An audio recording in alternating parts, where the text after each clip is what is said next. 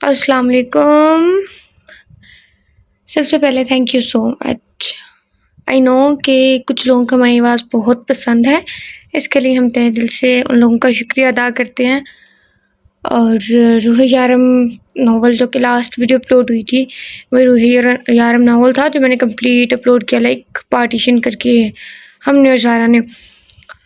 तो उस पे कुछ लोग कह रहे थे कि पहले रीड किया हुआ था, तो उन्होंने वापस रीड करे हैं आपकी आवाज़ की वजह से। तो थैंक यू सो मच, आप लोगों की चाहत का हमें अंदाज़ा है। हम अक्सर रिप्लाई नहीं कर पाते, लेकिन हम कमेंट सबके ही देख रहे होते हैं। Thank you so much.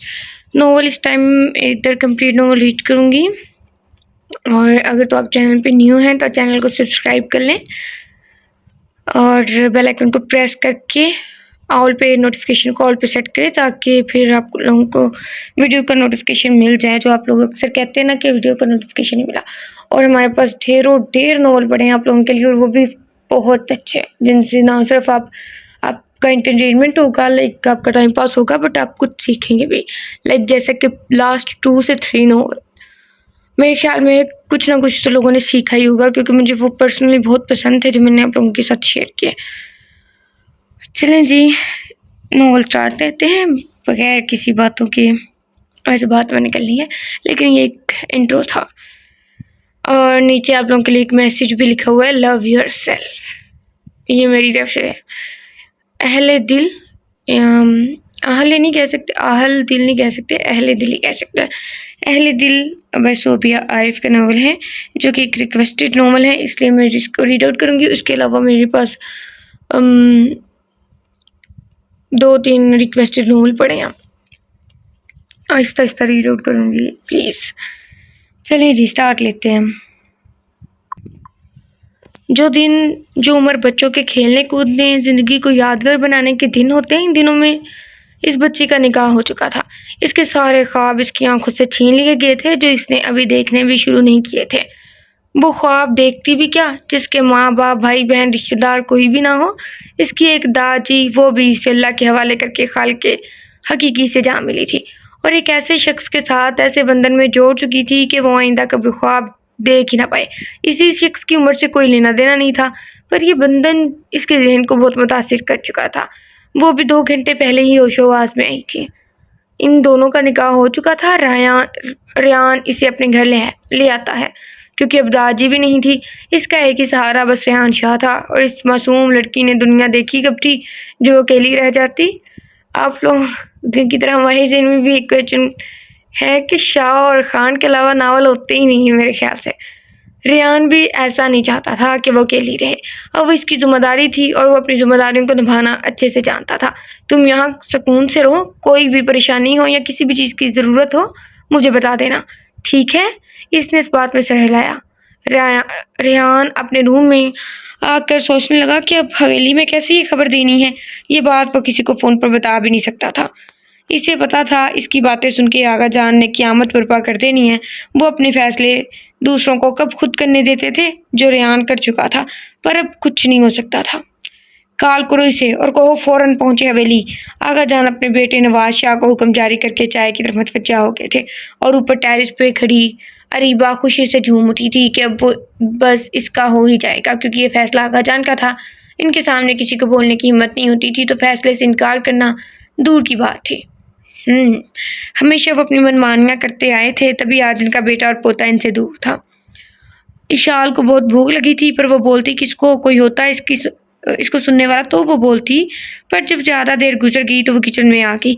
इसे पूरे किचन में एक चॉकलेट जार के अलावा कुछ नज़र ही नहीं आया, तो इसने वही चॉकलेट जार उठाकर उंगलियों से खाना शुरू कर दिया।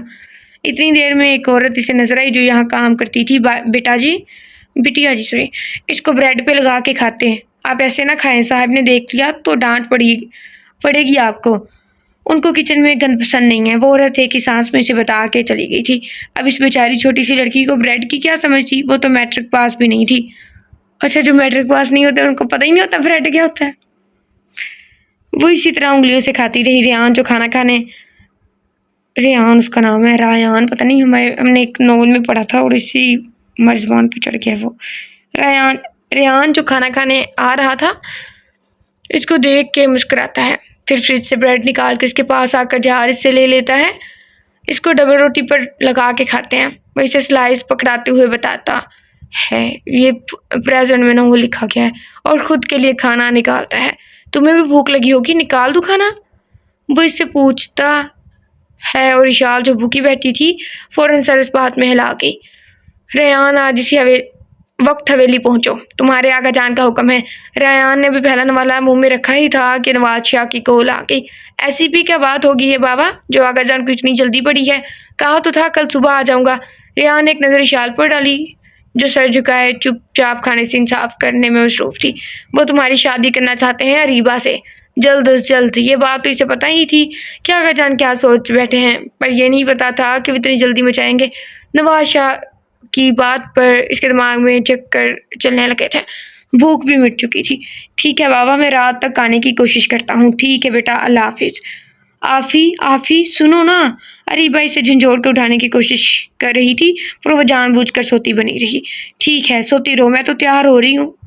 रेयान जो आ रहा है, अरीबा खुश होते हुए बोली जा रही थी। इसे तो खबर भी नहीं थी कि इसकी खुशियां मलिया मीट होने वाली हैं। ये क्या कर रही हो? कल तक तो भाई का इरादा ही नहीं था। कह रही हो, आई थिंक, सॉरी। आज अचानक कैसे? आफिया रेयान का नाम सुनते ही उठ गई थी। मैंने खुद सुना है, आगा जान ने बुलाया, वो यकीनन मुझसे शादी करने के लिए बुला रहे होंगे। अरीबा चहक चहक कर बता रही थी और आफिया सोचती रही कि रेयान भाई मान जाएंगे इतनी आसानी से शादी के लिए। इशू, मेरा जाना ज़रूरी है, कल शाम तक मैं वापस आ जाऊंगा। वो इसे बहलाने में मसरूफ़ था। जब से इसने अपने जाने का बताया, इशाल के आंसू रुकने का नाम नहीं ले रहे थे। आप मुझे गंदी बच्ची समझते हैं तो क्यों लाए आप मुझे यहाँ, और अब दादी की तरह आप भी मुझे छोड़ के जा रहे हैं। इसके आंसू रुकने का नाम ही नहीं ले रहे थे। मैं छोड़ के नहीं जा रहा इशू, कल शाम तक पक्का वापस आ जाऊंगा। वो इसे बच्चों की तरह बहला रहा था। नहीं, आप मुझे वहाँ छोड़ आए जहाँ वो बच्चे रहते हैं, जिनके माँ बाप इनसे मोहब्बत नहीं करते। मेरे माँ बाप भी मुझसे मोहब्बत नहीं करते, ना दादी मोहब्बत करती थी, तभी वो मुझे अकेला छोड़ गई। आप भी चले जाएं। वो मासूम बच्ची रो रो के बोली जा रही थी। रेयान को इस पे तरस आ रहा था। अच्छा बाबा ठीक है, तुम भी मेरे साथ चलो, रोना नहीं है, जाकर जल्दी से तैयार हो जाओ। रेयान ने इसके गालों पर प्यार करते हुए कहा तो फौरन उठ खड़ी हुई और तैयार होने भागी। रेयान मुस्कुराता रहा। अरे वाह वाह, इतनी तैयारियां किस लिए हो रही हैं मेरी बहना? जैन जो आफिया को बुलाने आया था, रीबा की तैयारियों को देखकर चुप न रह सका। वैसे कौन सा इसकी जबान बंद रहती थी? रायान आ रहे हैं रात को, अरीबा ने शर्माते हुए कहा, जैसे वो इसके सामने खड़ा हो। तभी मेकअप की दुकान लगाई बैठी हो। जैन और संजीदा हो जाए ये नामुमकिन था, और अहमद के साथ मिलकर तो दोनों की शरारतें दूसरों को कानों को पकड़ने पर मजबूर कर देती थी। बकवास ना करो और दफा हो जाओ यहाँ से, वरना मैं गला दबा डालूंगी तुम्हारा। अरीबा को इसकी बातें गुस्सा दिला देती थी। हाय, हमारा जीना किसी को भाता क्यों नहीं है? जब देखो हम दोनों को मार डालने की धमकियां दी जाती हैं। अहमद का पीछे रह सकता था, जहाँ जहन वहाँ अहमद ना हो, ऐसा हो ही नहीं सकता था। तुम दोनों की हरकतें भी मार डालने वाली हैं। रेहान को आने दो, मैं शिकायत लगाती हूँ। अरीबा का गुस्सा साथ में आसमान तक पहुँचने वाला था। वो दोनों भाग गए कि आगा जान ही कहीं ना सुन लें इनकी बातें। फिर जो क्लास लगनी थी वो रात तक चलनी रहती थी। वकार शाह आगा जान की 4 औलादें हैं। आप लोगों ने बस इतना करना है कि जो मेन लीड है ना उनको याद रखना है। नवाज शाह इनकी पहली औलाद है। इनकी शादी खानदान में हुई थी और आयशा इनके लिए एक अच्छी हमसफर साबित हुई थी। इनका एक ही बेटा रेहान शाह है जो इस्लामाबाद में अपनी पोस्ट की वजह से होता था। मुबीन शाह वकार शाह की दूसरी औलाद थे। इनका एक बेटा अहमद जो कि यूनिवर्सिटी जाता है और इनकी इकलौती बेटी महक जो मैट्रिक कर चुकी है, अब घर में होती है। उस्मा शाह वकार शाह की तीसरी औलाद थी। वो भी ख़ानदान में ब्याही गई थी। इनके शोहर अजहर सऊदीया में होते हैं, इसलिए वो ज़्यादातर मैके में ही होती हैं। इनकी 2 बेटियां अरीबा और आफिया हैं। अरीबा को पढ़ने का शौक़ नहीं था, इसने मैट्रिक तक की तलीम हासिल की थी और आफिया महक के साथ ही मैट्रिक के नताइज के इंतज़ार में थी। जैन इस घर की रौनक और शरारती लड़का था। वो भी अहमद के साथ यूनिवर्सिटी जाता और बाकी सारा दिन सबको सताता था। अरफान शाह वकार शाह की आखिरी औलाद, जिनको सब चाहते भी बहुत है क्योंकि इनकी परवरिश इनके बाप, भाई और बहन ने मिलकर की थी। इनकी पैदाइश के वक्त ही इनकी माँ खालके की सजा मिली थी। उन्होंने अपनी पसंद की शादी की थी और वकार शाह के फैसलों को ठुकराया था, जिसकी वजह से आज तक इन पर शाह हवेली के सारे दरवाजे बंद थे। जैन का तो पता ही नहीं कि वो किससे है। मैं कुछ और ही कहने लगी थी, मैं जे बनने वाली थी। एक जन मेरा आपको कहा था तुम डाउनलोड हुई हो, मैं भी यही कहने वाली थी जैन किससे डाउनलोड हो। अल्लाह माफ करे। इबा तमीज से। ओके, इधर पता नहीं क्या लिखा हुआ।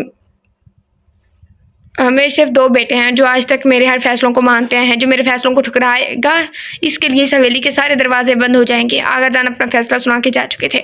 अब इनका यहाँ कोई काम नहीं था, इसलिए वो अपनी बीवी का हाथ पकड़कर हमेशा के लिए शाह हवेली छोड़ कर जा रहे थे। चाचू पीछे से आवाज लगाने वाला सिर्फ इनका प्यारा भतीजा था। बाबा चाचू को रोके, वो हमें छोड़कर जा रहे हैं। वो 5 साल का बच्चा अपने बाप को झंझोड़ रहा था, फिर इसके बाबा इसे वहीं छोड़कर अपने कमरे की तरफ भड़के। चाचू आप हमें छोड़कर ना जाएं प्लीज़ चाचू। वो रो रो के अपने चाचू को रोकने वाला एक ही था। अरफान ने इसे अपने साथ लगा के इसके आंसू साफ किए। मेरा भतीजा रोता तो नहीं था, वो तो बहुत बहादुर है ना। इसके चाचू इसके लिए चॉकलेट लेने जा रहे हैं। मैं अपने भतीजे के पास वापिस आ जाऊंगा।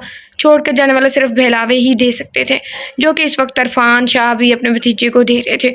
और वो बच्चा तब भी इनके बहलावे में नहीं आया था। इसकी माँ को ही ज़बरदस्ती से लाना पड़ा था, वरना आगा जान से कोई बईद ना था कि मैं मासूम बच्चे पर भी हाथ उठा। अरफान हम कहाँ जाएंगे? ये इनकी बीवी की आवाज़ थी जो इनसे सर छुपाने की जगह का पूछ रही थी। फातिमा हम पहले से ही जानते थे कि आगा जान कभी आपको अपनाएंगे नहीं, और यही बात हमने आपको शादी से पहले बता दी थी। अब हम बस शहर जाकर इसी फ्लैट में रह सकते हैं जो हमारा है। मुझे बाल बनाने नहीं आते इतने बड़े, आप बना देंगे? वो इतनी मासूमियत से बोलती थी कि रेहान का जी चाहता इसका हर काम खुद करते, और वो ऐसी ही मासूम बनी बैठी इसे देखती रही। अब मैं बना दूँ? गुल्लाला तो इस वक्त यहाँ होती नहीं है। रेहान इससे ब्रश लेकर अब इसके बाल सुलझा रहा था। पहले कौन बनाता था तुम्हारे बाल? रेहान आराम से हाथ चलाते हुए इससे बातें भी कर रहा था। दादी बनाती थी, उन्होंने कभी कटवाने भी नहीं दिए। मेरा दिल चाहता था मेरे भी आपके जैसे छोटे से बाल हों। वो बस उम्मीद से मुंह के जागे बिगाड़ कर बोले जा रही थी, और रेहान इसकी शक्ल आईने से देखते हुए हंस रहा था। इतने तो प्यारे हैं तुम्हारे बाल, देखो बन भी गए। रेहान इसके बालों की चोटी बनाकर अब इसको दिखा रहा था। पर मुझे बनाने नहीं आते ना, इशाल की शक्ल होने वाली हो गई थी। ये इतनी छोटी है। कोई बात नहीं, मैं बना दिया करूँगा। हर बात पे रोने नहीं रोना रोते नहीं सॉरी अच्छे बच्चे। और इशू तो बड़ी है, बड़े बच्चे हर वक्त रोते नहीं हैं। वो इसे पचकारते हुए बोला तो इशाल हंसती। कहाँ रह गया ये लड़का? अब तक आया क्यों नहीं? आगा जान इंतज़ार करते करते थक गए थे और वो अब तक नहीं आया था। आगा जान आ जाएगा, रास्ते में देर सवेर हो जाती है। फ़ोन करो इसे। आगा जान को इसके जल्द से जल्द पहुँचने की पड़ी थी। यार महक, रात के 11 बज चुके हैं। इतना तो सफ़र नहीं होता इस्लामाबाद से मरी तक का। हरीबा बेजार से लहजे में बोली थी। आ जाएंगे लाला, इतनी भी क्या जल्दी पड़ी है? कोई हवाई जहाज़ से तो नहीं आ रहे?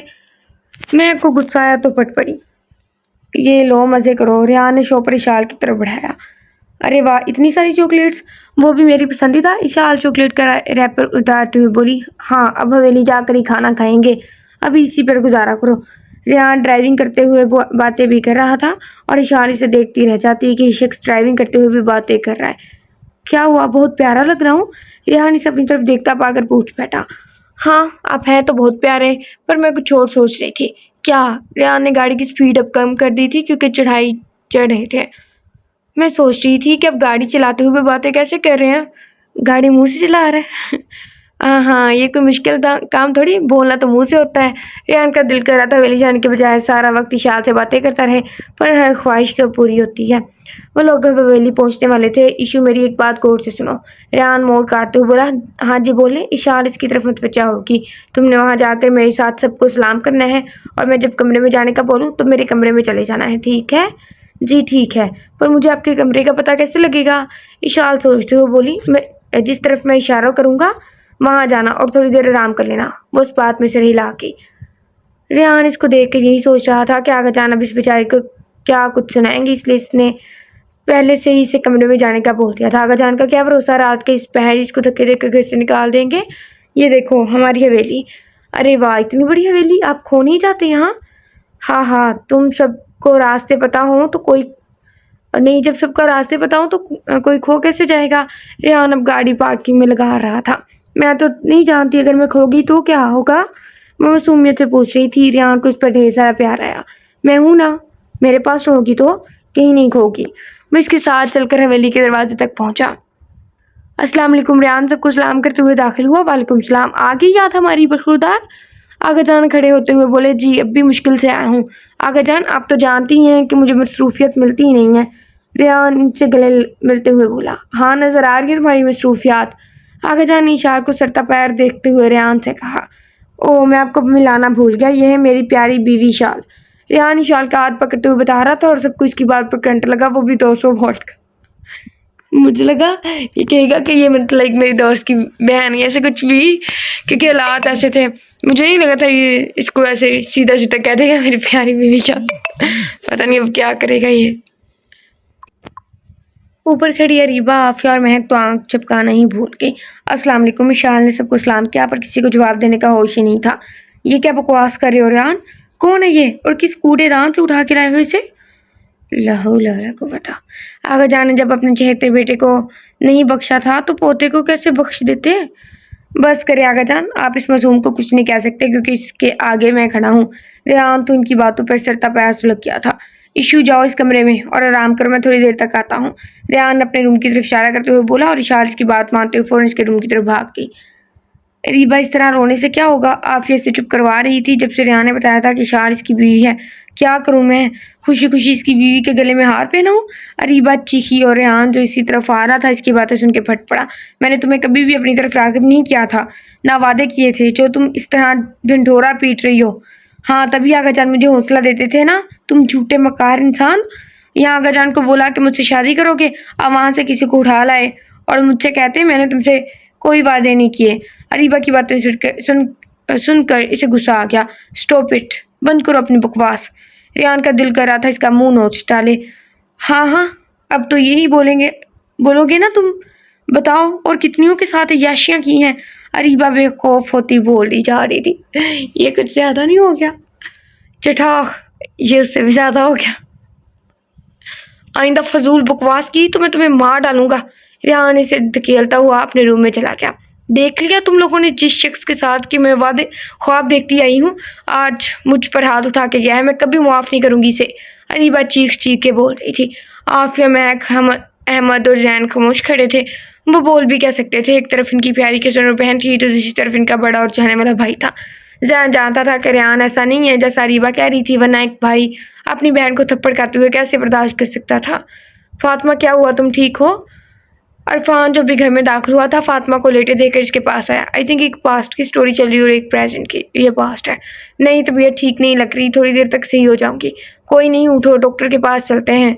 अरफान जो थका हारा आया था इसकी तबीयत खराब देख कर रह ना सका। हवेली से निकलने के बाद इसके पास पूटी कोरी भी नहीं थी। शहर आकर अगले दिन इसने पहले जॉब तलाश की, हफ्ता भर वो ढूंढता रहा था। आखिरकार इसको एक जॉब मिल गई जिसका मुआवजा सिर्फ पेट भर सकता था। इसी तरह शुक्रगुजारी में दोनों ने साल गुजारा। एक दिन अचानक इरफान को अपना पुराना दोस्त मिल गया जिसके साथ स्कूल से यूनिवर्सिटी तक, फिर वो लंदन चला गया था। कुछ सालों बाद वो यहाँ आ गया था अपना बिजनेस करने। वहीं इसने इरफान को भी अपने साथ रख लिया था। अब इसका गुजारा अच्छा हो रहा था। 5 सालों बाद इनके घर एक नन्ही मुन्नी परिंदा जन्म लिया। इरफान ने हवेली का कॉल की थी पर इसके सुनने वाला वहाँ कोई नहीं था। इसने अपनी खुशी बीवी के साथ ही मिलकर बनाई थी। इसकी दुनिया मुकम्मल हो गई थी। उठ भी जाओ फातिमा, ज़्यादा तबीयत ख़राब होगी तो क्या करेंगे? अरफान अब फ्रेश होकर भी आ चुका था। अरफान इसको कहाँ छोड़ के जाएंगे? फातिमा में बिल्कुल हिम्मत नहीं थी कि वो 2 साल की बच्ची को लेकर बाइक पर बैठ सके, तो इन दोनों ने साथ वालों के घर छोड़ दिया था। बच्ची को इनकी लोगों से काफ़ी जान पहचान हो चुकी थी। इशू, रो क्यों रही हो? रेहान का इशाल को रो रो कर देकर सारा गुस्सा उड़नछू हो गया था। मुझे भूख लग रही है, आपने कहा था हम हवेली जाकर खाना खाएंगे। रेहान को इसकी यही मासूमियत भाती थी। वह फ़ौरन उठ के कमरे से बाहर आ गया और महक को जाकर खाना लाने को बोला। आ रहा है खाना, मेरे हिस्से का भी तुम ही खा लेना, वो शरारत से बोला था। अंदर आती महक देखती रह गई कि रेहान लाला भी हंसते हैं, जबकि इसे कभी भी रेहान को हंसते हुए नहीं देखा था। हमें आज तक ये बात समझ नहीं। पहली बात तो खान शाह के अलावा तो नावल पूरा ही नहीं होता, कहीं ना कहीं से निकाल ही देते हैं। और दूसरी बात यह है कि हीरो हंसता क्यों नहीं भाई, उसके होंठों पे अल्फी लगी होती है। थैंक यू महक। इसने ट्रे महक से लेकर इशाल के आगे रख दी। लाला, एक बात पूछूं? महक इशाल को खाने में मसरूफ देखती रेहान से आहिस्ता आवाज़ में पूछ रही थी। हाँ पूछो, 1000 बातें पूछो मेरी प्यारी बहन। रेहान हमेशा महक से ऐसी पेश आता था क्योंकि महक को वो अपनी बहन ही समझता था और महक भी बोलती थी कि मेरे 2 भाई हैं। लाला, ये लड़की इतनी छोटी सी है, आपने शादी कैसे कर ली इससे? आप तो ताईजान को हमेशा कहते थे कि मेरे लिए सुगर और समझदार लड़की तलाश कीजिएगा। महक, आओ बाहर चल के बैठते हैं। वो इशाल को खाने में मसरूफ देकर बाहर चला आया था। अब बोलो, क्या बोल रही थी? यही कि आपकी और इस लड़की की शादी कैसे हुई? आपको तो समझदार लड़की पसंद थी। नईम साहब, रात होने को आई है, बच्ची का रो रो के बुरा हाल हो गया, आप कॉल करें ना इरफान भाई को। मिसेस नईम को अजीब वहम सता रहे थे। कोई क्या हो गया है आपको? कोई भी अपने बच्चे को ऐसे भूल थोड़ी जाता है। आ जाएंगे। नईम साहब अपनी बीवी को तसल्ली दे रहे थे। इनकी कोई बेटी नहीं थी, इसलिए इनको इस बच्ची से भी प्यार था। हर आए दिन मिसेस नईम फातिमा के पास आकर इसे थोड़ी देर के लिए ले जाती थी। अभी वो सोचों में ही गुम थी कि डोर बेल बजी। नईम साहब देखें भाई भाभी होंगे। इनकी बात सही थी, भाई भाभी ही थे, पर इनकी बस लाश थी।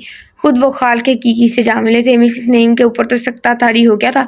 नईम साहब ने इनको होश दिलाया तो वो रोने लगी और अंदर जाकर बच्ची को ले आई थी।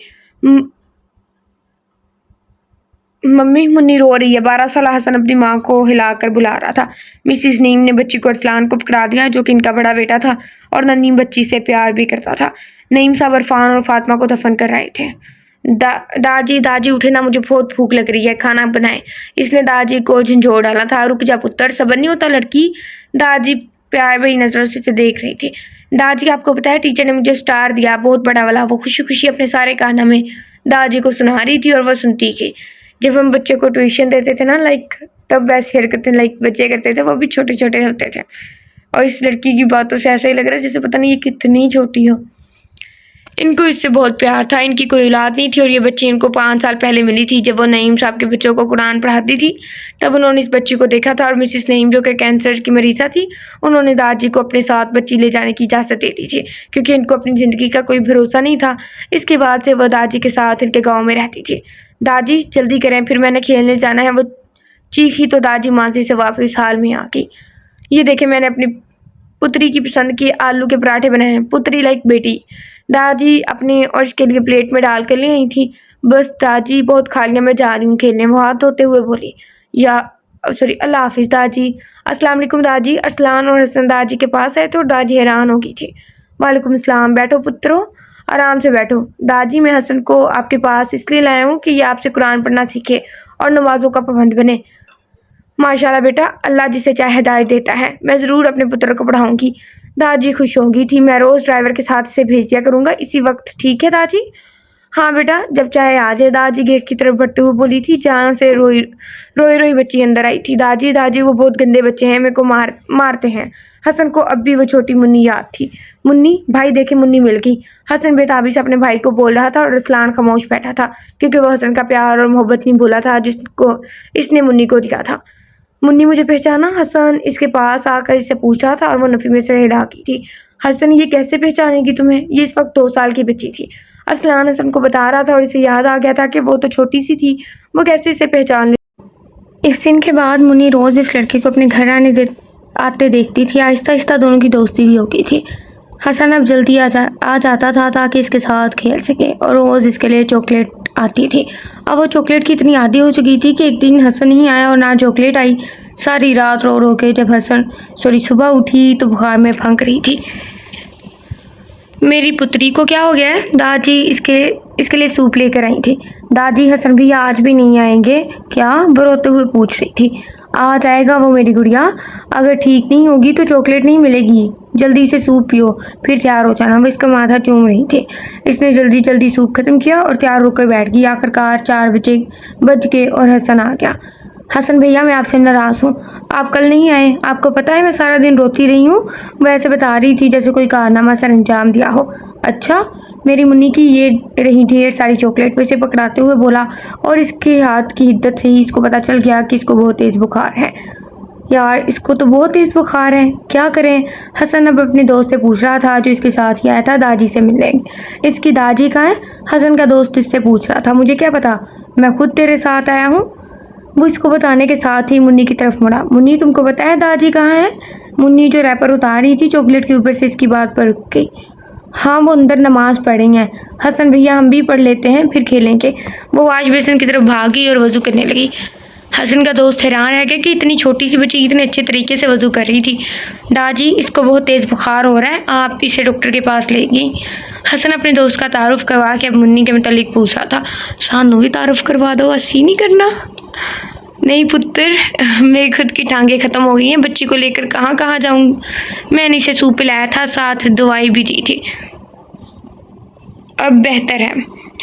नहीं दादी, अभी मैंने खुद देखा, इसका हाथ इतना गर्म है, बुखार से फंक रहा है। आप कहें तो मैं इसे डॉक्टर के पास ले जाऊँ?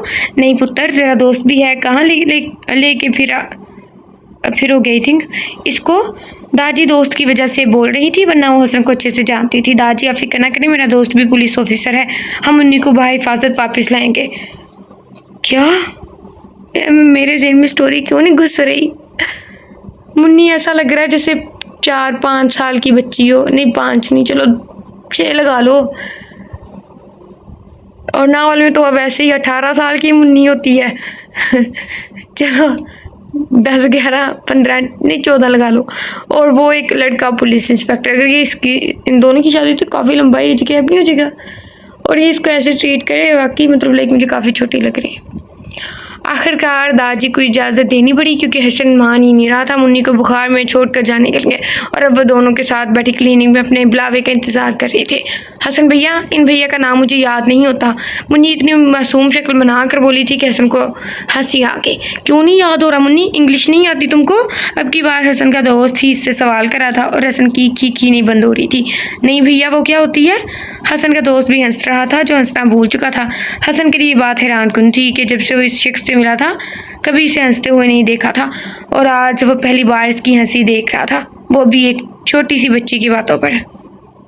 ये लो मुन्नी, ये सारी तुम्हारे लिए हैं। रेहान ने चॉकलेट्स का शापर उसके हाथ में पकड़ाया था और वो खुशी से झूमती रही।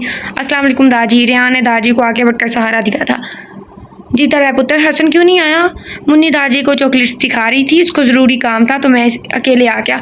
3 साल गुजरने के बाद अब दादी को इस पर भरोसा था। ओके भी 3 साल गुजर गए, मेरे 3 सफ़े नहीं गुजरे, इसीलिए वो परेशान नहीं थी। शाह भैया, आज हम खेलें बाहर? रेहान इसकी बात पे मुस्कुराया। इसी ने मुन्नी को शाह बोलना सिखाया था। मुन्नी तुम मुझे शाह भैया बोल लिया करो, ठीक है? और मुन्नी इसकी बात समझकर सर इस बात में हिला की थी। इसके बाद से मुन्नी ने शाह भैया बुलाना शुरू कर दिया था। इसे अपना ये नाम इसके मुंह से सुनकर बहुत अच्छा लगता था। चले ना, अंधेरा हो जाएगा। वो इसका हाथ खींचते हुए इसे उठा रही थी। मैं जीत गई ना शाह भैया? वो जीती नहीं थी, बल्कि रेहान ने इसका दिल रखने के लिए इसे जिता दिया था। और वो मासूम सी शक्ल बनाते से पूछ रही थी। हाँ मुन्नी, तू ज़बरदस्त खेलती है। वो बाकायदा तालियां बजा रहा था और लोग देख के हंस रहे थे, कितना बड़ा आदमी बच्चे के साथ खेल रहा है। अब अंदर चलते हैं, कुरान भी याद करके सुनाना है, वरना दादी खाना नहीं देंगी। वो कभी भी भूखी नहीं रह सकती थी। मुन्नी तुम्हारा सपारा ख़त्म हो गया, अब हम दोनों एक साथ पढ़ेंगे, ठीक है? वो मुन्नी से पूछ रहा था और वो सर इस बात में हिला की। रेहान कुरान हिफ्ज़ कर रहा था और हसन नाजरा पढ़ने आता था। रेहान ने बचपन में 3 पारे हिफ्ज़ कर लिए थे और अब वो इन तीनों को दोहरा रहा था ताकि मुन्नी के साथ आगे के पारे शुरू कर सके। मुन्नी भी इस तक पहुंच गई थी। दोनों रोज़ एक दूसरे को सबक सुनाते थे और पिछले पारे दोहराते रहते थे। आज आपकी बारी है, पहले आप सुनाएंगे। मुन्नी को आज सबक कच्चा था। मुन्नी का आई थिंक इसीलिए पहले इसे सुनाने को बोला और रेहान अब अपना सबक सुनाकर इसका सुनने लगा था। बहुत गलतियाँ आ रही हैं आज तुम्हारी, अभी बैठ के याद करो वरना चॉकलेट सारी मेरी हुई। मुन्नी की शक्ल रोने वाली हो गई थी, पर इसके साथ ऐसा करना ज़रूरी था, वरना वो सबक याद ही ना करती। सुने, अब मैं पक्का याद कर चुकी, अब की बार इसकी कोई गलती नहीं आई थी। रेहान पुत्र इधर आ। रेहान घर से निकल रहा था जब दादी ने पुकार लिया। जी दादी, क्या हुआ? वो दादी के पास बैठ गया। पुत्र तुझे बुरा तो नहीं लगता कि मैं तुझे मुन्नी का सपारा सुनने को बोलती हूँ? नहीं दादी, आपने ऐसा क्यों सोचा? क्या आप मुझे अपना बेटा नहीं समझती? रेहान खूब की जाहिर करते हुए बोला। नहीं पुत्र, ऐसी कोई बात नहीं है, बस तुझसे ऐसे ही पूछ बैठी। 3 सालों में रेहान और मुन्नी ने कुरान हिफ्ज़ कर लिया था। कल इनकी आमीन थी। मुन्नी हसन और रेहान के साथ बाजार आई थी। 6 साल गुजर गए। ये देखो मुन्नी कितना प्यारा है। रेहान इसे एक पिंक फ्रॉक दिखा रहा था। नहीं, मेरे को दुल्हन जैसे कपड़े चाहिए। अजीबो गरीब लिखा है, ऐसे बोलती हूँ मुझे कितना ऑकवर्ड लग रहा है, पता नहीं मैं कैसी लग रही हूँ। ओके, जो नैनी आपी ने पहने थे वो अपने साथ घर वाली लड़की की शादी के जोड़े का जिक्र कर रही थी। अच्छा, वो भी ले लेना, एक ये ले लो मेरी पसंद का। आखिरकार मुश्किल से वो मान गई। वो भी इस वादे पर कि इसे दुल्हन वाले कपड़े दे देंगे। शाह भैया, हसन भैया, ये देखें दुल्हन वाले कपड़े। वो उछल उछल कर उनको बता रही थी और इन दोनों की खीखी शुरू हो चुकी थी। मुन्नी, ये बहुत बड़ा है, आपको पूरा भी नहीं आएगा। रेहान इसके गालों पर प्यार करते हुए बोला। नहीं, मुझे यही चाहिए, वरना मैं आप दोनों वाली फ्राक नहीं पहनूंगी। अब वो जिद पर उतर आई थी। आखिरकार एक जगह से दुल्हन वाला जोड़ा मिल गया था जो तब भी मुन्नी को बड़ा हो रहा था, पर इसने जिद करके आमीन में वही पहना था। मुन्नी दुल्हन बन गई, अब दूल्हा कहाँ से लाऊंगी? रेहान से प्यार करते हुए बोला था और हसन का हंस के बुरा हाल हो चुका था। अब दोनों है ना मेरे दूल्हा, वो चहक चहक कर बोल रही थी। इत्थे रख, दोनों नहीं, हमें से एक बताओ। अब कि हसन बामुश्किल हंसी रो के सवाल करा था। शाह भैया, क्योंकि वो आपसे ज़्यादा प्यारे हैं। मुन्नी मुंह चढ़ाते हुए बोली और रेहान का कहकर सबसे ऊंचा था। मैं नहीं बोलता तुमसे मुन्नी ना, अब मैं तुम्हें चॉकलेट्स दूंगा। हसन खुफकी दिखाते हुए बोला। कोई बात नहीं, मैं दे दूंगा इशू को चॉकलेट्स, ठीक है ना इशू। रेहान अब इसे इशू बोलता था क्योंकि वो इससे शाह भैया बोलती जो इसे कोई नहीं कहता था और इशाल को कोई इशू नहीं कहता था, तो इसने इसे इशू कहना शुरू कर दिया था और इशाल को भी अपना ये वाला नाम बहुत पसंद आया था। ठीक है, वो इतनी मासूमियत से बोली थी कि रेहान का दिल कर रहा था इसे भींच कर बस प्यार ही करता रहे। चलो अब जल्दी से, बेचारी दादी अकेली बाहर है। हसन मुन्नी का हाथ पकड़ते हुए बाहर निकला तो वो भी इसके पीछे चल दिया। बाहर के सारे इंतजाम हसन और रेहान ने किए थे और माइक भी लगवाया था। इन तीनों ने मिलकर नाते भी बड़ी थी। इशाल और रेहान ने कुरान की तलावत भी की थी। गांव के लोग हैरान हो रहे थे कि इतने बड़े लड़के ने अब कुरान हिफ्ज़ किया था, पर रेहान को कोई शर्मिंदगी नहीं हुई। क्यों, ये कहीं पे लिखा हुआ है कि बड़े लोग कुरान हिफ्ज़ नहीं कर सकते? क्यों वो शर्मिंदा होता? कुरान पाक तो अल्लाह ताला की किताब है जो 80 साल का मर्द भी हिफ्ज़ कर सकता है। अल्लाह जब चाहे जिसको चाहे हिदायत दे सकता है। इसे भी अल्लाह की तरफ से हिदायत मिली थी, तो क्यों भी शर्मिंदा होता? बल्कि सबको फ़ख्र से बता रहा था कि मैंने इस बच्चे के साथ कुरान पाक हिफ्ज़ किया है। मैंने इसको पहली दफ़ा वज़ू करते हुए देखा था। वो 8 साल की बच्ची इतने अच्छे तरीके से वज़ू कर रही थी कि मैं शर्मिंदा हो गया। फिर मैंने इसके साथ मिलकर कुरान भी हिफ्ज़ किया था। तुम लोग जानते हो कि मैं चाचू के जाने के बाद कभी मुस्कुराया नहीं था, पर इस बच्ची ने मुझे हंसना सिखाया और आज मैं हंसता हूँ तो सिर्फ इसकी वजह से जो अंदर बैठी हैं। Cousin marriage with age difference. मैं, आफिया, अहमद और जैन खामोशी से इसको सुन रहे थे और खुश हो रहे थे कि हमारा भाई भी हंसना सीख गया है। लाला, आपने बताया नहीं कि आपकी शादी कैसे हुई? महक को जो सवाल चुभ रहा था आखिरकार ज़बान पे ले आई। हमारी शादी नहीं, निकाह हुआ है। दादी बहुत बीमार थी, इन्हीं का ये फैसला था और मैं कैसे इनकी बात ना मानता। इनकी वजह से मैं आज अल्लाह के सामने खड़े रहने के काबिल हुआ हूँ। आगा जान जिनकी हर फैसलों को मानता आया तो इस औरत को कैसे मना कर सकता था जिसने मेरी आखिरत सुधारी है? रेहान की आंखों में दादी के जिक्र से नमी उतर आई थी। इशू, क्या हुआ? ऐसे क्यों बैठी हो? दादी कहाँ है? रेहान आज काफ़ी अरसे बाद आया था। इसे उदास बैठे देखा तो पूछा, शाह भैया आप कब आए? इशाल आंसू साफ करते हुए बोली, मैं अभी आया हूँ। इशू, तुम बताओ क्यों रो रही हो? और दादी कहाँ है?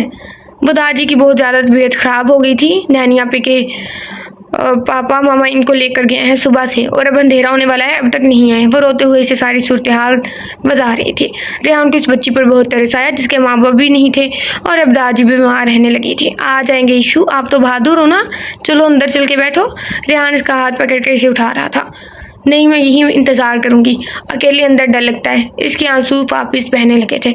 मैं हूं ना यहीं पर, जब तक वो लोग नहीं आ जाते हम खाना बना लेते हैं ताकि दादी आकर खाना खा सकें।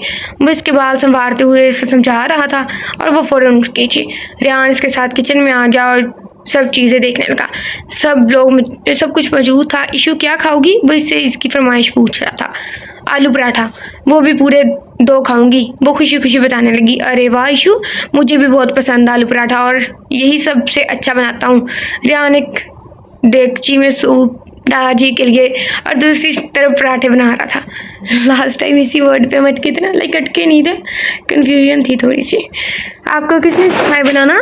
इशाल इसके पास खड़ी पूछ रही थी। मेरे चाचू बहुत शौक से खाते थे। मैं 4 साल का था जब उन्होंने मुझे एक कागज़ पर तरकीब लिख कर दी थी और अब तक मैं इसी तरकीब से बनाता हूँ। मुझे भी सिखाएंगे बनाना? मैं भी आपको एक दिन बना के खिलाऊंगी। इसी वक्त दरवाज़ा बजा था। दादी कैसी हैं? दादी को देखते इसकी आंखों में चमक आ गई थी जो दादी के जाने से गायब हो गई थी। चंदा, मैं ठीक हूँ। दादी का सांस फूला हुआ था इसीलिए वो मुश्किल से ही बोल रही थी। इशू, जाओ दादी के लिए पानी लेकर आओ। रेहान के कहने पर वो फ़ौरन भाग गई थी। इसने दादी की रिपोर्ट्स खोली थी तो इसे धचका लगा। इनके दिल में सुराख थे। पुत्र, मेरे जीने में कितने दिन रह गए हैं? दादी ऐसी बातें ना करें, इशू के लिए आपको जीना पड़ेगा। इसका क्या होगा? रेहान को इनकी हालत पर अफसोस हो रहा था। देख रहा है पुत्र, ऊपर वो सब कुछ करने वाला है। इस बच्ची की भी वही हिफाजत करने वाला है। दादी आसमान की तरफ इशारा करके बोल रही थी। मुन्नी इधर आओ। दादी इसे अपने पास बुला रही थी। वो सब समझ गई थी। दादी, अब आप भी मुझे छोड़ जाएंगी जैसे माँ बाबा छोड़ गए?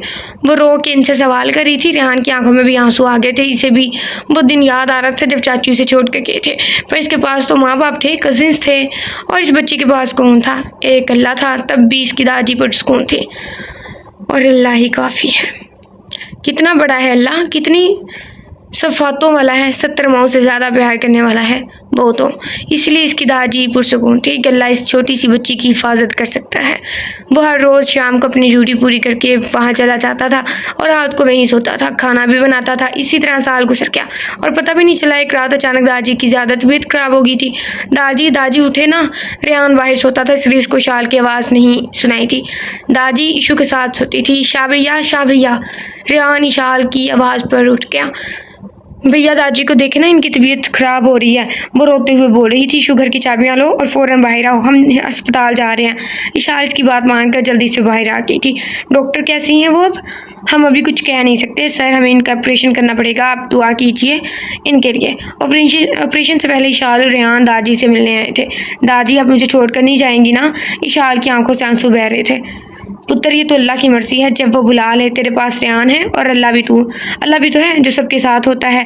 रेहान पुत्र मेरी एक आखिरी ख्वाहिश पूरी कर दे, अल्लाह तुझे इसका अजर देगा। दादी बोले मैं आपकी हर ख्वाहिश पूरी करूँगा। इशाल से निकाह कर लो बेटा। पता नहीं, आई थिंक इसकी उम्र मेरे ख्याल में 9 साल होगी और रेहान अगर पुलिस में है तो सोचो उसकी उम्र कितनी होगी। ये पूरा 10, 12, 14 साल का एज डिफरेंस हो जाएगा। और वो भी तब अगर वो नया पुलिस में हुआ तो। रेहान बामुश्किल निकाह के लिए राज़ी हो गया था। इसका कहना था इशाल अभी छोटी है। दादी मैं आपसे वादा करता हूँ इशाल मेरे साथ रहेगी हमेशा, और आप भी। हमें कहीं छोड़कर नहीं जा रही। पुत्र मेरी ज़िंदगी बस यही थी, इस बच्चे को कोई जीने नहीं देगा। वो किस हैसियत से तेरे साथ रहेगी? मेरी बात मान ले पुत्र। वो इस निकाह के लिए राज़ी हो गया था क्योंकि वो भी दादी की बात से मुतफिक था। कहना सब आसान होता है, पर जब जिस पर गुजर रही होती है वही जानता होता है। वो भी जानता था किसी भी रिश्ते के बगैर इशाल इसके साथ नहीं रह सकती थी। दुनिया इसका जीना हराम कर देती। निकाह में हसन भी गवाह बनकर शामिल हुआ था। इसे भी खुशी हुई थी कि मुन्नी को एक सहारा मिल गया था। इसकी खुद की भी शादी हो चुकी थी। इत्थे रख, कुछ पता ही नहीं चलन दिया। दादी अब मुझे छोड़कर नहीं जाएंगी ना? इशाल रोते हुए आखिरी बार पूछ रही थी। डॉक्टर इनके ऑपरेशन की तैयारी कर चुके थे।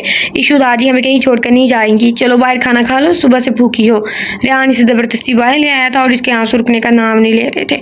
इसे दादी से दूरी बर्दाश्त नहीं हो रही थी। नहीं खाना, मुझे खाना, कुछ भी। जब तक दादी वापस नहीं आ जाती वो सारी ट्रे उलट कर चुकी थी। हसन और रेहान इसका ये रवैया देखकर परेशान हो गए थे। इशू वो कहीं नहीं जा रही, थोड़ा सा खा लो वरना मैं चॉकलेट्स भी नहीं दूंगा। रेहान इसे धमकी देते हुए बोला था।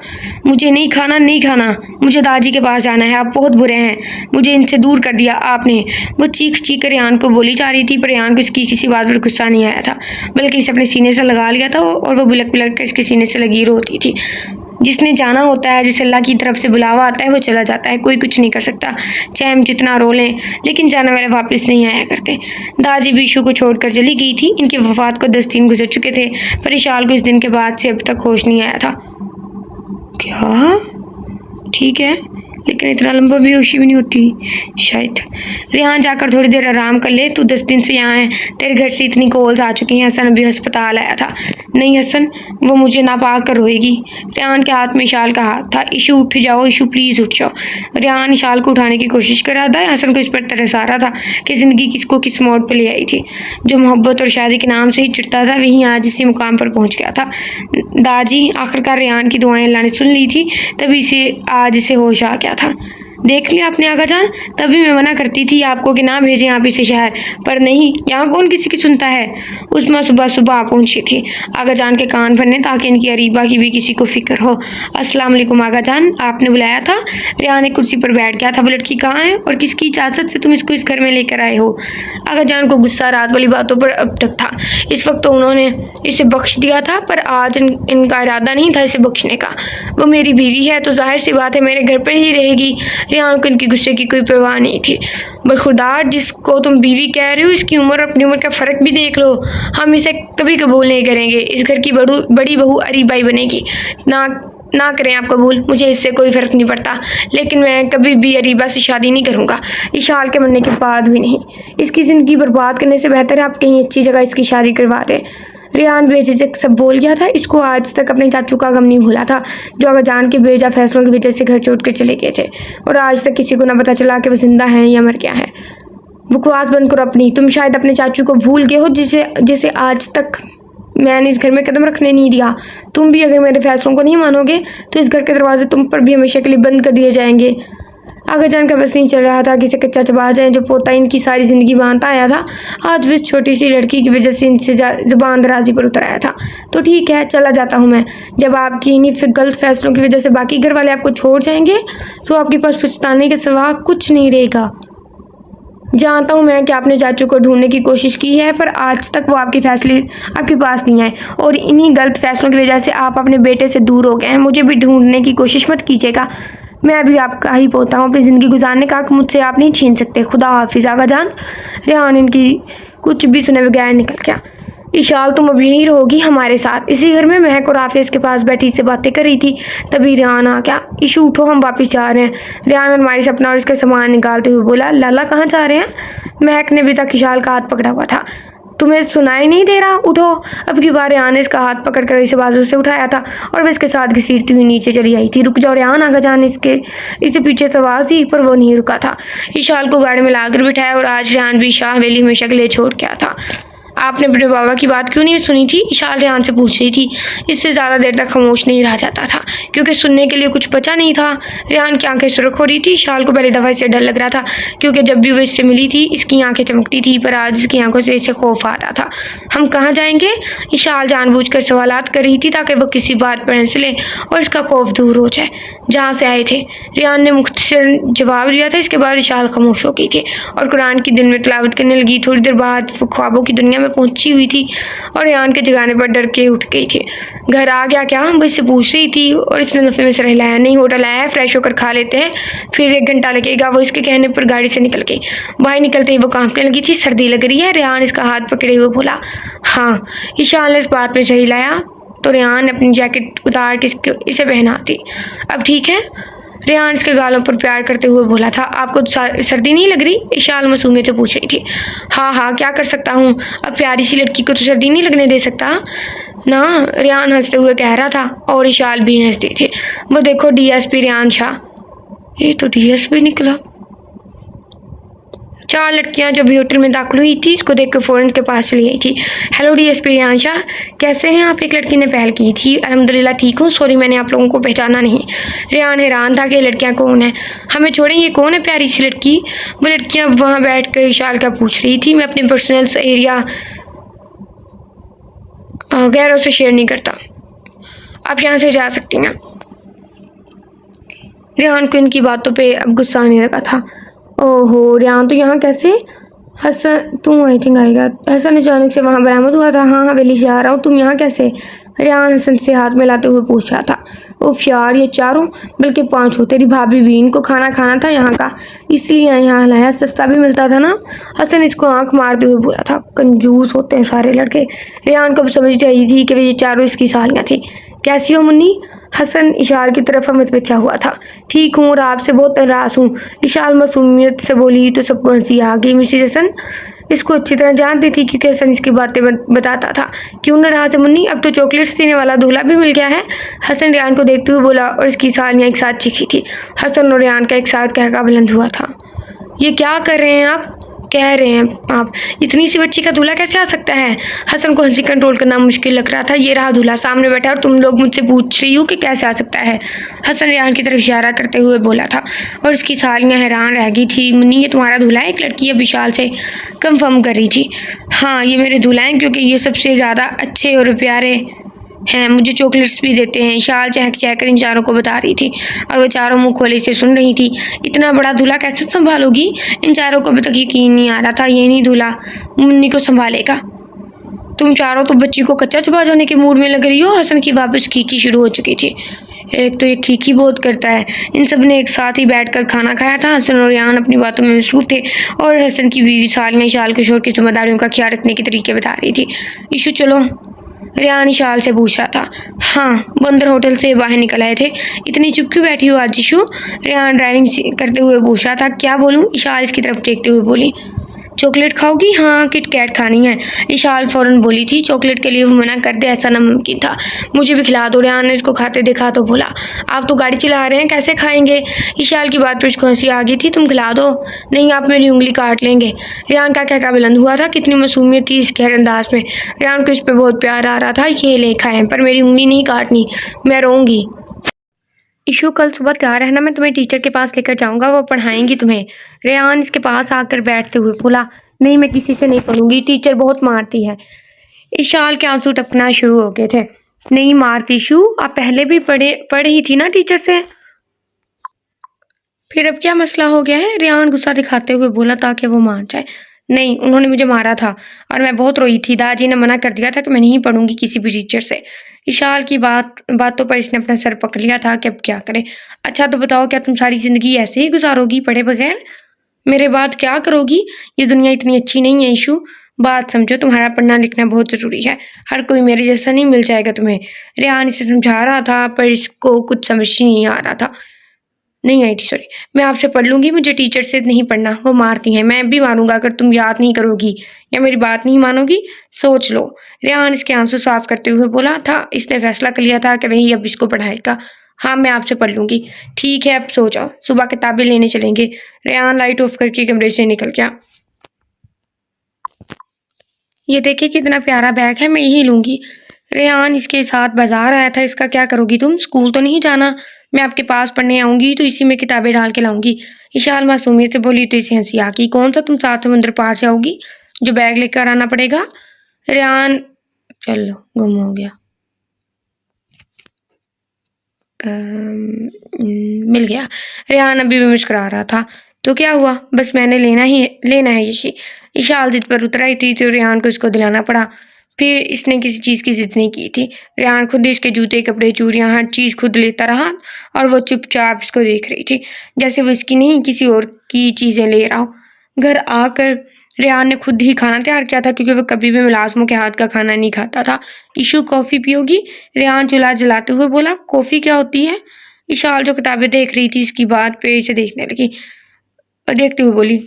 और रेहान इसकी बात पर हंस दिया। कोई कॉफ़ी नहीं, काफ़ी काफ़ी लिखा हुआ इधर होता है। अब इसका उर्दू में कोई मतलब नहीं क्योंकि उर्दू में भी इसे काफ़ी मैं कॉफ़ी बोलती हूँ, लेकिन ना ओ आता है तो मुझे नहीं पता। ओके, इसे कॉफ़ी ही कहते हैं हम। रेहान हंसते हुए इसे बता रहा था और कॉफ़ी भी बना रहा था। कॉफ़ी कितना अजीब सा साउंड करता है। मुझे नहीं आता ये बोलना और मेरे को बस चाय पीनी है। ओके मैं चाय बना देता हूँ तुम्हारे लिए। रेहान इसके सर पर हाथ फेरते हुए बोला। मैं पहले क्या पढ़ूंगी? इंग्लिश, क्योंकि इसके काफ़ी अल्फाज हम रोज़मर्रा ज़िंदगी में बोलते हैं, इसलिए तुमको मैं आज इंग्लिश ही पढ़ाऊंगा। रोज़ हर एक किताब का एक सबक पढ़ाऊंगा और अगले दिन टेस्ट लूंगा। रात 11 बजे से 1 बजे तक पढ़ना पड़ेगा। जितनी नींद करनी हो दिन में सोती रहना क्योंकि मेरा फारिग वक्त मुश्किल से यही बचता है। रेहान इसको समझा रहा था और वो समझ गई थी कि अब दोपहर को ही आराम करना है। ये क्या कर रहे हैं आप बाबा? आगा जान कहाँ हैं? नवाज शाह की बात सुन के इसे शौक लगा था। रेहान आ जाओ मेरे बच्चे, तुम्हारे आगा जान बहुत याद कर रहे हैं। मैं इशाल के बगैर इस घर में कदम नहीं रखूंगा बाबा। अगर तू आगा जान को इशाल अपनी बड़ी बहू की सूरत में कबूल है तो मैं आ जाऊंगा। रेहान बेरुखी से बोला था क्योंकि इशाल को अब छोड़ देने के सवाल ही नहीं पैदा होता था। वो मान गए हैं मेरे बच्चे, इसे ले आओ, हम तुम लोगों का इंतजार कर रहे हैं। नवाज शाह बहुत दुखी थे। शाह हवेली का तख्ता उठ चुका था। जिस दिन रेहान शाह हवेली छोड़कर चला गया था इसी दिन अरीबा शाह का नर्वस ब्रेकडाउन होने की वजह से मौत हो गई थी। इथे रख ले, कोई पता नहीं क्या हो रहा है। और उस्मा शाह अपनी जवान बेटी को कफन में लिपटा देख पागल हो गई थी। किसी से भी बनी संभली थी। अजहर साहबी ने आफिया और जैन को अपने साथ सऊदीया ले गए थे। आगा जान को रेहान की हर बात सच होती दिखाई दे रही थी और अब 2 साल गुजर चुके थे। बात से मेरा यकीन उठ गया है नावल में वक्त से। सही करती हैं वो राइटर जो नावल में वक्त नहीं लिखते कि मौसम कौन सा चल रहा है, वक्त कौन सा चल रहा है। अल्लाह, ये 10 साल गुजारती हैं उन्होंने। पहले 3 फिर 3 आई थिंक, फिर 3 थे और फिर 2, 11 हो गए आई थिंक। रेहान को हवेली से गए हुए इसने आज तक किसी का हाल नहीं पूछा था। आगा जान नीचे वाले पोर्शन में अकेले रहते थे और ऊपर मुबीन शाह रहते थे। नवाज शाह भी 1 साल पहले हवेली छोड़कर जा चुके थे और भाई के बताने पर वापस आ गए थे। रेहान नवाज शाह से बात करने के बाद फौरन घर पहुंचा था। इशाल कहाँ है? रेहान गुलाला से पूछ रहा था। साहब वो अपने रूम में सो रही है। गुलाला इसे बता के गुलखान को बुलाने चली गई थी। इशू उठो, इशाल उठो। रेहान इसे झंझोड़ के उठा रहा था। जी क्या हुआ? इशाल हड़बड़ा कर उठ गई। उठो और तैयार हो, हमें हवेली जाना है। रेहान इसका हाथ खींचकर इसे बेड से उतारते हुए बोला। खाना तो खा ले, मैंने इतनी मेहनत से बनाया है। इशाल को गुस्सा आ गया कि इसकी 4 घंटे की मेहनत जाया हो जाएगी। शुक्र है किसी नावल में हीरोइन ने इतना टाइम लिया, वरना मुझे लगता था मैं ही फोड़ हूँ। बट मैं इतना भी नहीं टाइम लेती भाई। मैं गुल्लाला से कहकर पैक करवा लेता हूँ, तुम तैयार होकर फ़ौरन बाहर आओ। वो इसे ऑर्डर देता हुआ जा चुका था। इशार इन 2 सालों में काफ़ी समझदार हो चुकी थी, अब खाना भी खुद बनाती थी और रेहान का काम अब इसकी ज़िम्मेदारी थी। इंग्लिश के भी वो काफ़ी अल्फाज सीख चुकी थी।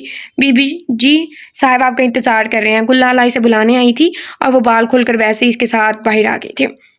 तुम ऐसे जाओगी? रेहान इसे बाल बनाए बगैर आते देखकर बोला। हाँ, मुझसे नहीं बनते इतने बड़े बाल। इशाल की शक्ल होने वाली हो गई थी। उफ लड़की, सारी जिंदगी ऐसे ही मैं तुम्हारे बाल बनाता रहूंगा? रेहान इसके बाल बनाते हुए बोला। इसे शाल के बाल बहुत पसंद थे, तभी इसको कटवाने ही नहीं देता था। मैंने आपसे कितनी बार बोला था कि कटवाने हैं, पर आप मानते नहीं हैं। इशाल खूफकी दिखाते हुए बोली। इतने अच्छे बालों का सत्यानाश करने का शौक है तुम्हें? बस मैं कब्र में लेटा होऊंगा और तुम आकर कह रही होगी मेरे बाल बना दे। रेहान इसी की तरह एक्टिंग करके बोल रहा था। इसकी बात पर इशाल जोर से हंसती थी। आगा जान, रेहान इनके पास बैठते हुए इनको पुकार रहा था, साथ ही शाल खड़ी थी। वो दोनों आधे घंटे पहले ही हवेली पहुंचे थे। रेहान आगा जान से बोला नहीं जा रहा था, इनको फालिज का अटैक हुआ था। आगा जान आप आराम करें, मैं आपके पास ही बैठा हूँ। रेहान इनका तकिया दुरुस्त करते हुए बोला था। मेरा पुत्र आया है, अब तो मैं ठीक हो जाऊंगा। मुझे अपने पुत्र की शादी भी तो करनी है। आगा जान इशाल की तरफ देखते हुए बोले थे। आज इनको बच्ची बड़ी लड़की लग रही थी और इसके इस बदलाव के पीछे रेहान का हाथ था। सरप्राइज। सब लाउंज में बैठे बातें कर रहे थे। जब जैन की आवाज आई तो सबने दरवाजे की तरफ देखा। उस्मान अजहर साहब, आफिया और जैन खड़े थे। लाला, हमें कल ही पता लग गया था कि आप वापस आ गए हैं, इसलिए हम भी वापस आए हैं। अब की बार आफिया बोली थी। आगा जान की आंखें खुशी से छलक उठी थी। बाबा कैसे हैं आप? उस्मान अजहर साहब इनके पास आकर बैठते हुए बोले। मेरे बच्चे मेरे पास हैं, मैं खुश हूँ। आगा जान आंखों की नमी साफ करते हुए बोले। रेहान लाला की शादी कर रहे हैं? आगा जान मैं किशाल का हाथ थामते हुए बोली थी। वाह, मजा आएगा। आगा जान इस अहमद को भी आर पार लगाएं ताकि मेरी भी बारी आए। जैन से खामोशी हजम नहीं होती ही नहीं थी। ना ना, तू भी कर ले, तीनों भंगड़े डालेंगे साथ। क्यों रेहान भाई, सही कह रहा हूं ना? अहमद अब रेहान से पूछ रहा था। हाँ क्यों ना आगा जान, इनको भी जरा शरारतों से फुर्सत मिले। हर वक्त चिपके ये पता नहीं क्या लिखा हुआ है, अब बने रहते हैं। रेहान शरारत से बोला। इशारे से देखती रह कि थोड़ी देर तो पर्दा करें भाभी साहिबा। जैन अहमद को आंख मारते हुए बोला। हाँ चलो, मैं काफिया लेकर जाओ भाभी को कमरे में, आज इनका पड़ता है भाई से। इशाल शर्माते हुए महक के साथ भाग गई थी। जालमो, जरा मेरा ख्याल नहीं, अपने वक्त देखना, तुम दोनों को छोड़ना नहीं मैंने। जैन और अहमद के कह के रुकने का नाम ही नहीं ले रहे थे। बाकी सब भी हंस रहे थे। जैन, अहमद, तुम लोगों का फैसला ही माना जाएगा। बताओ किससे शादी करना चाहते हो तुम दोनों? आगा जान ने अहमद और जैन को अपने कमरे में बुलाया था ताकि इनको बता सके कि वो अपने बच्चों को खुश देखना चाहते हैं। आगा जान, जो आपकी पसंद वो हमारी पसंद। जैन रेहान को आंख मारते हुए बोला। जैन सीरियस हो जाओ, जो पूछा जा रहा है इसका जवाब दो। रेहान को गुस्सा आ गया था। भाई हम जानते हैं आगा जान की पसंद को, और वही हमारी भी पसंद है। अहमद शर्माते हुए मशरकी लड़कियों की तरह बोल रहा था और जैन को इसकी शक्ल देखकर हंसी आ गई। छुपे रुस्तम निकले तुम दोनों, रेहान दोनों को घूंसा मारते हुए बोला था। बस लड़ाई शुरू कर दी तुम लोगों ने तो। जरा अपने आगा जान का एहसास नहीं है। आगा जान इनको डिपकते हुए बोले। आए हाय आगा जान, आपको भी चाहिए एक अदद? आप फिक्र न करें, आज ही बंदोबस्त करता हूँ। जैन की चोंच बंद होती ही नहीं थी। चल दफा दूर, तुम तीनों की शादी करके मैं सुकून से सोऊंगा। आगा जान ऐसी बातें ना करें, इस मौका पर आप हमारे साथ हैं और रहेंगे। रेहान, अहमद और जैन अब इनके गले का हार बने बैठे थे। कोई नहीं, मैं इस चुलबुले जैन से कभी शादी नहीं करूंगी, हर वक्त तंग करता रहता है। हाँ हाँ बच्चों, पहले पहले बड़ा बोलती थी कि मुझे जैन जैसे ही लड़के पसंद जो हर वक्त हंसाते रहते हैं। आफिया खुश थी क्योंकि इसकी दवाएं रंग लाई थी। हाँ तो जैन ही तो नहीं बोला था? महक के दिल में लड्डू फूट रहे थे। ठीक है, मैं बताने जा रही हूँ अगर जान को कि महक को ये रिश्ता नहीं कबूल है। ओए नहीं जालिम लड़की, मैं तो बस मजाक कर रही थी। महक इसका हाथ पकड़कर इसे बिठाते हुए बोली। कोई कहीं खोया हुआ है आफी? महक इशाल को देखते हुए बोली, जो अपना लाल जोड़ा देख रही थी। इसे यकीन ही नहीं आ रहा था कि वो अब दुल्हन बनेगी, और पुरानी बातें याद करके इसे अपनी बेवकूफ़ियों पर हंसी आ गई थी। नहीं, बस पुरानी बात याद आ गई थी। इशाल इन दोनों को अपनी तरफ मुतवज्जा पाकर गिड़बड़ा कर बोली। हाँ, पुरानी बात? निकाह वाली बात याद आ गई थी? नहीं, पहले की बात थी, जब मैं दुल्हन। इशाल रेहान को वहां आते देखकर खामोश हो गई थी। भाभी, क्या आप पहले दुल्हन बन चुकी? किसकी और कैसे? जैन और अहमद इसकी अधूरी बात सुन चुके थे, फौरन बोल पड़े, और रेहान इस बात को याद करके मुस्कुराता रहा था। नहीं, कुछ भी नहीं। इशाल शर्म से पानी पानी हो चुकी थी और खुद को वो कोस रही थी कि ये बात क्यों छेड़ी। इशाल, भाभी बताएं वरना सजा मिलेगी आपको। जैन इसे धमकी देते हुए बोला। कैसी सजा? सजा का सुनते ही इशाल के 14 तबक रोशन हो गए थे। इसे लगा था कि जैन इसकी टीचर की तरह इसे थप्पड़ मारेगा। पहले बात बताएं पूरी। जैन अब भी वहीं चिपका हुआ था। वो मैं दुल्हन बनी थी अपनी आमीन पर। इशाल से आगे बोला ही नहीं क्या। वाह, दूल्हा कौन बना था? मैं को पूरा यकीन था वो रेहान का नाम लेगी, पता नहीं। इशाल मुंह छुपाते हुए अंदर की तरफ भागी और सबके मुंह खुले रह गए, जबकि हंसने वाला सिर्फ एक ही शख्स था और वो था रेहान। अच्छा, वो दिन भी आ चुका था जिसका इंतजार सबको था। आज शाह हवेली के तीनों बेटों का निकाह था और कल रुखसती थी। रेहान की ख्वाहिश पर इसका दोबारा निकाह पढ़ाया गया था, जिसकी सारी फैमिली भी सुबह से हसन की सारी फैमिली भी सुबह से आ गई थी। सभी शाल और रेहान की जोड़ी को सराह रहे थे। कुछ देर हमें भी अपना मुखड़ा दिखाने दे, बस चढ़ के बैठा है। जैन को इसकी तारीफें सुनते गुस्सा आ गया था। चिढ़ के आएगा। इधर वैसे लिखा चढ़ी है। इशाल स्टेज से उतर के महक और आफिया के पास चली गई थी। रेहान आगे जाने कुछ बात करनी है, अंदर चले। हसन इसका हाथ पकड़ कर इसे अंदर ले आया था, जहाँ सब पहले से मौजूद थे। रेहान बेटा आ जाओ। आगे जान इशाल को एक तरफ अपने साथ लगाए बैठे थे और दूसरी तरफ रेहान को बुला रहे थे। बेटा मुझे माफ कर दो, मैंने बहुत गलत किया तुम्हारे और अपने बेटे के साथ। सारी जिंदगी मेरा बेटा और मेरी पोती, तुम मेरा खून मुझसे मेरी गलतफहमी की वजह से दूर रहे हो। अगरजान इशाल के आगे हाथ जोड़कर इससे माफी मांग रही थी। अगरजान, मैंने अपने माँ बाप को कभी नहीं देखा। आपको देखकर मुझे लगा था कि आप मेरे बाबा हैं, पर मैं इस वक्त आपसे बहुत दूर थी। इशाल इनके सीने से लगकर बिलक बिलक कर रोती थी और रेहान को अब सारी बात समझ आई थी कि इशाल इसके जान से प्यारे चाचू की बेटी है। इशाल तुम्हारी कजिन है। रेहान आगजान रेहान की तरफ देखते हुए बोले थे। जी मैं जान चुका हूँ। रेहान के चेहरा सपाट था। इशाल को समझ नहीं आई थी कि इसने ऐसा क्यों कहा। इससे तो खुश होना चाहिए था। आगजान, आपने मेरे साथ बहुत गलत किया है, इसके लिए मैं आपको कभी माफ नहीं करूंगा। पुत्र, मैं जानता हूँ मैंने तेरे साथ भी बहुत गलत किया है, मुझे माफ कर दे। हाँ आगाजान, आप अब भी नहीं ठीक कर रहे हैं। आपकी पोती आई तो आपने मुझसे मुंह मोड़ लिया। रेहान इशाल को चुपके से आंख मारते हुए बोला था और वह शर्म से सर झुका गई थी। हाँ गजान, ये नाइंसाफी है हमारे साथ। जान की चोंच कभी बंद होना नामुमकिन था। हाँ, तू आ जा, मेरे सर बैठ जा। मेरी पोती इतने सालों बाद मेरे साथ बैठी है। हाय काश हमारे भी ऐसे नसीब होते। जैन की एक्टिंग पर सबको हंसी आ गई थी। जाने वाले कभी वापस नहीं आया करते, इनको खुशी के लम्हों में याद रखना चाहिए। और सबको अपने प्यारे इन खुशी के लम्हों में याद थे। इन सब की खुशी भी कैमरे में मुकीद हो चुकी थी। आगाजान को सब कुछ ये ख्वाब सा लगा था। जब इस घर से रेहान गया था, इनकी जिंदगी रुक सी गई थी और अब इनकी जिंदगी के पहिए वापस दौड़ने लगे थे, क्योंकि इनके सारे ख्वाब की तकमील हो चुकी थी। इशाल आज हवेली की सबसे बड़ी बहू बनकर रेहान के कमरे में आ चुकी थी। रेहान के रूम में दाखिल होते ही इसने अपना घूंघट उठा दिया था। वैसे भी महक और आफिया का कहना था कि घूंघट निकालने की जरूरत ही क्या है, रेहान भाई तो इसको दुल्हन बने देख चुके हैं। और इशाल इनकी बातें सुनकर शर्म से पानी पानी हो गई थी। कहाँ खो गई हो इशू? रेहान इसके पास बैठते हुए बोला था। कहीं नहीं, आपका कमरा देख रही थी। मैं भी अपना ऐसा ही सजाऊंगी। इशाल रूम की तरफ नजर दौड़ाते हुए बोली। ये भी इशू का कमरा है जो रेहान का है, वो सब इशाल का है और इशाल बस रेहान की है। इशाल इसकी बातों पे सर झुका गई थी। मुझे मुंह दिखाई नहीं दिया आपने? इशाल सर झुकाए बोली थी और रेहान इसकी बोल्डनेस पे शिश करता रह गया था। तुमने मुंह दिखाए कब है मुझे? रेहान इसकी थोड़ी ऊंची करते हुए बोला था। ये ले, खुद ऊंचा करके देख ले। इशाल ने वापस घूंघट निकाल लिया था। रेहान ने इसका घूंघट उठाया था और हंस दिया। सॉरी इशू, मैं मुंह दिखाई नहीं ला सका, टाइम ही नहीं मिला। इशाल के आंसू बहने लगे थे। इतनी सी बहुत पे? अरे अरे, अभी मैंने तुम्हें देखा भी नहीं था सही से और तुमने चेहरा बिगाड़ डाला। मुझे नहीं करनी आपसे बात, आप बहुत गंदे हैं। ये लो तुम्हारी मुंह दिखाई, अब खुश हो? वो चॉकलेट्स निकाल कर इसके हाथ में पकड़ा चुका था। वाह, इतनी सारी मैं अकेले कैसे खाऊंगी? मैं हूं ना, दोनों मिलकर खाएंगे। रेहान इसके आंसू साफ करते हुए बोला। पर एक शर्त पर दूंगी। इशाल चॉकलेट का रैपर उतारते हुए बोली। कैसी शर्त? आप रोज रात को चॉकलेट आएंगे और हम मिलकर खाएंगे, ठीक है ना? शाह वो इसकी तरह आज इसके गालों पे प्यार कर रही थी। ठीक है, वो भी इसकी तरह बोला था। अब ये भी खिला दो। रेहान चॉकलेट की तरफ इशारा करते हुए बोला। ये ले। इशारा रेहान को अपने हाथ से खिला रही थी और रेहान ने इसके हाथ से चॉकलेट का पैकेट लेकर जबरदस्ती इसके मुंह में सारा ठूंस दिया था और इसे अपनी बाहों में समेट कर हंस दिया। बड़े जो भी हमारे लिए फैसला करते हैं, इसमें इनकी नेकी शामिल होती हैं। बड़ों के फैसलों में अपनी औलाद के लिए गलत हो सकते हैं, पर नियत नहीं। और अगर औलाद खुद कोई फैसला करे तो इसे चाहे बड़ों को अपने फैसलों से आगाह कर दे और बड़ों को चाहिए कि वो अपनी औलाद के फैसलों में इसका साथ दें, ताकि इनकी औलाद मजबूत हो सके। जिंदगी का हर फैसला सही हो सकता है अगर सोच समझ कर किया जाए। रेहान का फैसला भी ठीक था और ये वक्त ने साबित कर दिया था। मुक्या दी एंड। सही बताऊं तो मुझे नावल इतना ज़्यादा कुछ खास अच्छा नहीं लगा। खास करके लड़की का किरदार, मैंने बहुत सी इनोसेंट हीरोइन पढ़ी हैं, लेकिन ये कुछ ज़्यादा ही इनोसेंट थी। ये शायद ज़्यादा ही एज डिफरेंस था इस वजह से। लेकिन जो भी था, मतलब लाइक मुझे बहुत ज़्यादा अच्छा नहीं लगा नॉवल। मुझे एक रिक्वेस्ट वसूल हुई थी, इस वजह से मैंने ये नॉवल रीड किया था।